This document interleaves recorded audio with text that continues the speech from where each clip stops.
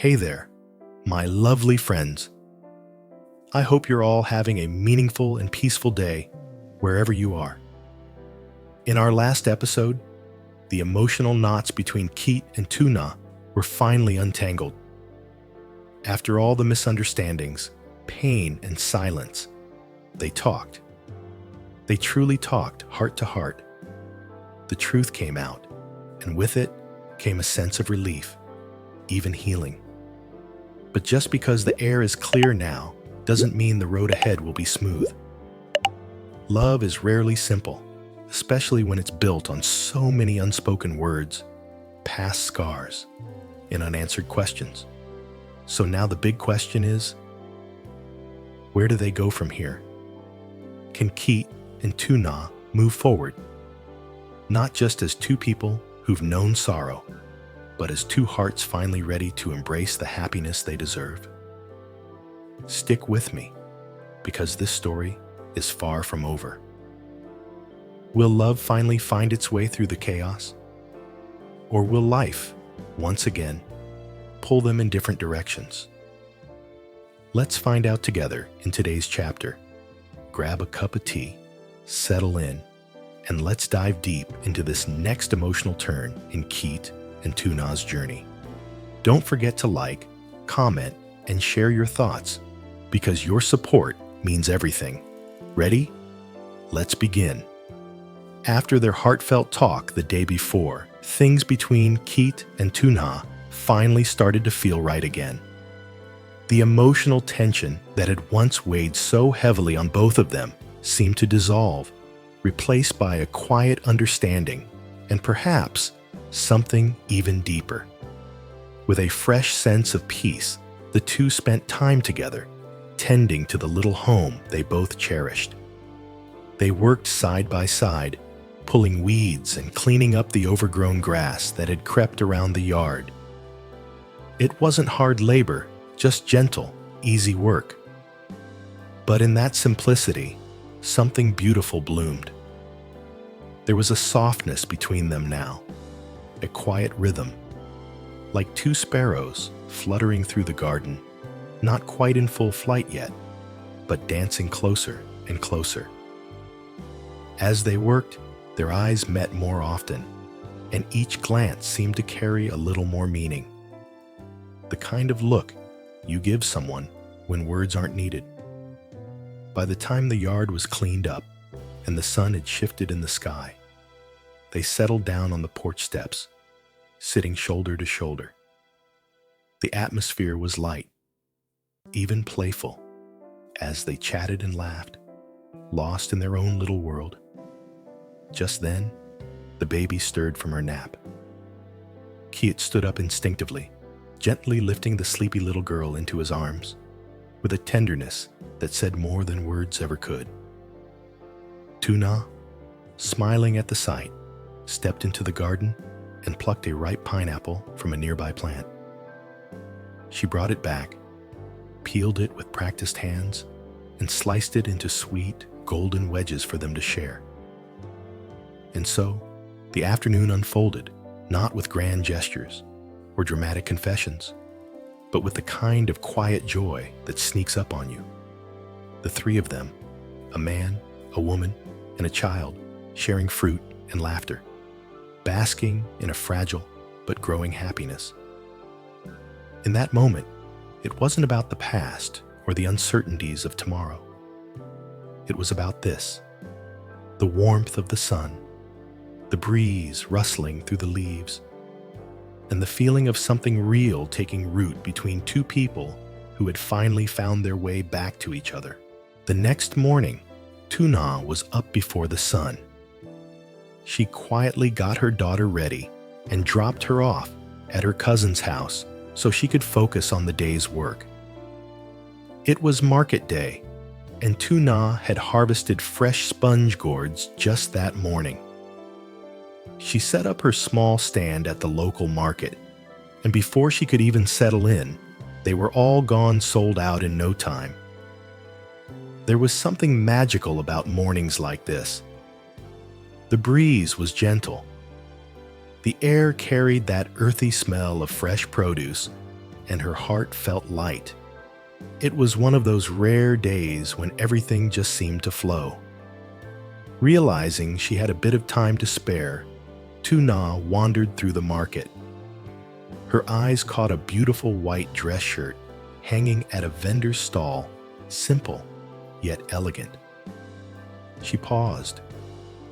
Ever since Kiet got promoted to his new position at the wood factory, she hadn't had the chance to properly congratulate him. Life had just been too busy: the baby, the house, the work, and somehow she never found the right moment. But now, standing there in front of the shirt, she smiled to herself. Maybe this was the right moment. Without a second thought, she bought the shirt and carefully tucked it into her bag. Then, on a quiet impulse, she decided to head over to the factory where Kiet was working. Just a small surprise. Something thoughtful. She didn't expect anything grand in return, just the joy of seeing his reaction. As she walked toward the familiar building, the sound of machines humming in the background grew louder. Workers moved about, busy with their tasks, and the scent of sawdust hung in the air. From a distance, Kiet looked up and spotted her. His eyes lit up. He immediately set down what he was doing and rushed over with a smile. "You just came back from the market?" he asked, brushing a bit of wood dust off his hands. "Was it a tough morning?" Tu Nha shook her head gently, smiling. "Not at all. Everything went pretty smoothly today, actually." "That's great to hear. So, what brings you here?" His tone was curious but light. She hesitated for just a moment, then reached for the bag on her shoulder. "I just wanted to stop by and see how you were doing. And I got you something. A little gift to celebrate your promotion. I've been meaning to give it to you, but things kept getting in the way." She set down the basket she was carrying and pulled out the shirt, neatly folded, crisp white, and clearly chosen with care. Kiet looked surprised. "You bought me a shirt?" he said, eyes widening slightly.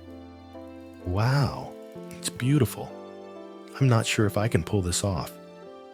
Tu Nha laughed, her eyes warm. "You'll look great in it. Trust me." There was a pause, a comfortable, gentle kind of silence, the kind that doesn't need filling. Kiet held the shirt in both hands, looking down at it as if it carried more than just fabric, as if it carried care, thoughtfulness, and maybe something unspoken. He looked up at her, the corners of his mouth turning into a soft smile. "Thank you," he said quietly. "Really." They stood there for a while longer, catching up on life, chatting about work, family, and little things that didn't seem important, but somehow meant everything. For a moment, the noise of the factory faded into the background. Just two people, standing in the middle of an ordinary workday, making room for something tender. Eventually, Tu Nha glanced at the time and realized she needed to head back to pick up her daughter. "I should get going," she said, lifting her basket once more. Kiet nodded, still holding the shirt. "Thanks again. You didn't have to, but I'm really glad you did." As she turned to walk away, he called out one more time. "Tu Nha." She looked back. "Yeah?" "It fits. Even if it doesn't, it already means the world to me." She smiled, the kind of smile that lingers even after you've turned the corner. And just like that, she disappeared into the late morning sun. Heart a little lighter, steps a little softer. It wasn't a grand gesture, but it didn't need to be. Sometimes, it's the small, quiet moments that carry the most meaning. A shirt, a smile, a visit just because. And in those moments, love doesn't need to shout, it only needs to show up. While Kiet and Tu Nha were caught up in a moment of genuine happiness, laughing, talking, and simply enjoying each other's presence.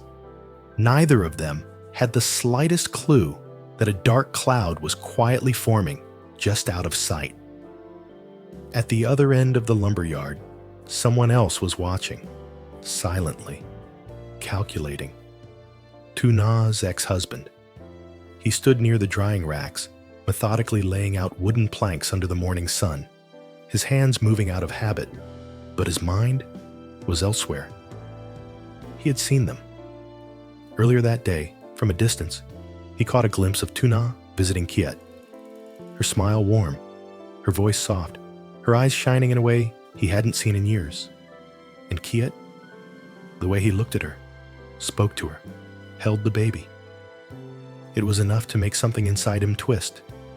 Jealousy, regret, or maybe something darker. As the plank settled into place, his jaw clenched. His thoughts spiraled. In his mind, he began to rewrite the story. Not the truth of how he had abandoned Tu Nha when things got hard, not the silence he left her in. No, in his version, he was the one who'd been wronged. And now, he wanted her back. Or worse, he didn't want her. He just didn't want anyone else to have her. And the child. His child. A cold idea began to take shape. The kind of idea that lives in shadows, fed by pride and bitterness. What if he demanded custody? What if he used the law, or worse, intimidation, to take the baby away and force Tu Nha back into his life? Not because he loved her, but because losing her, especially to someone like Kiet, felt unbearable.